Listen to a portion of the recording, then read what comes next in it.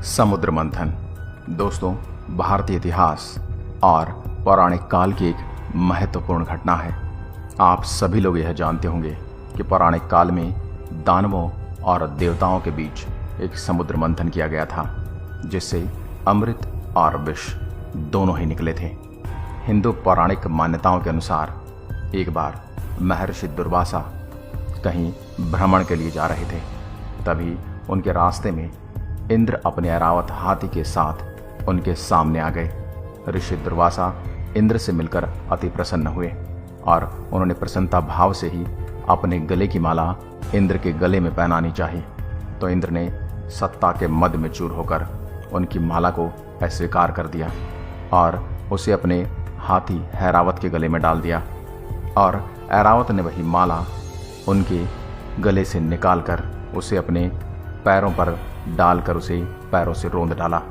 यह सब देखकर ऋषि दुर्वासा को अत्यंत क्रोध आया और उन्होंने अपने आप को अत्यधिक अपमानित भी समझा और उन्होंने इंद्र को स्वर्ग की सत्ता छिन जाने और देवताओं के वैभव और उनके सौष्ठव के नष्ट हो जाने का श्राप दे दिया। इसी श्राप के चलते राक्षसों की शक्ति में हुई बढ़ोतरी के कारण दानवों ने देवताओं को हराकर उनका स्वर्ग, उनका धन वैभव सब कुछ छीन लिया। अब देवता बिना स्वर्ग के यत्र तत्र भटकने लगे। तब देवताओं ने भगवान विष्णु के पास जाकर अपना दुख सुनाया, जिसे सुनकर भगवान विष्णु ने देवताओं को राक्षसों के साथ मिलकर अमृत को ग्रहण करने के लिए समुद्र मंथन की सलाह दी। विष्णु जी द्वारा बताए गए मार्ग को अपनाकर देवताओं ने राक्षसों से बात की और उन्हें समुद्र मंथन के लिए मना लिया।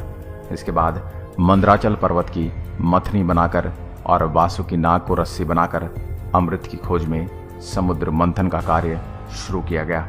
वैसे तो समुद्र मंथन की एक घटना युगों कई हजार वर्षों पुरानी है, पर आज से 4 साल पहले यानी कि वैज्ञानिक की एक टीम ने इसके सबूत ढूंढे हैं, जो यह साबित करते हैं कि पौराणिक घटना कोई किताबिक काल्पनिक कहानी नहीं है, बल्कि एक सत्य है जिसके प्रमाण आज भी उपस्थित हैं।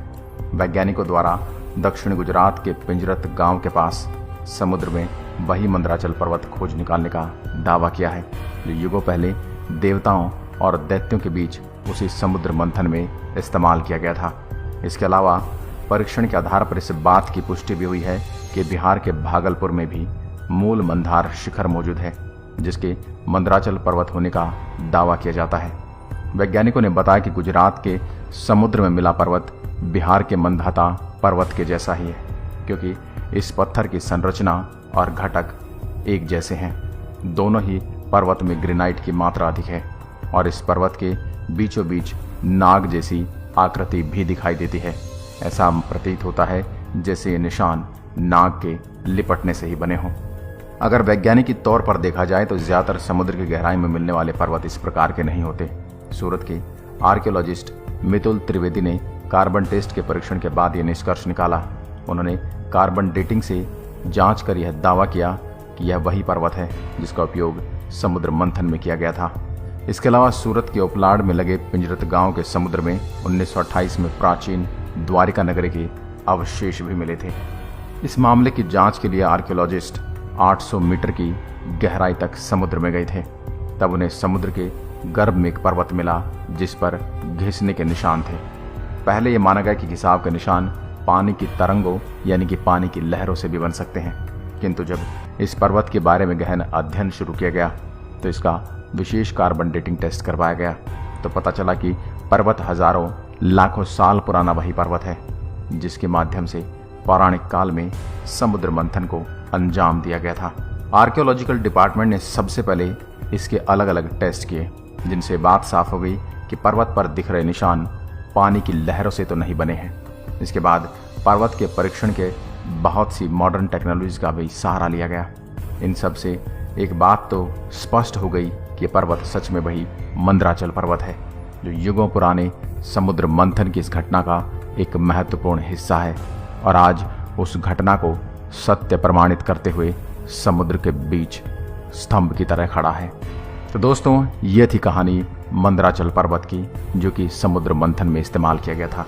आपको हमारी यह वीडियो कैसी लगी हमें कमेंट करके ज़रूर बताएं।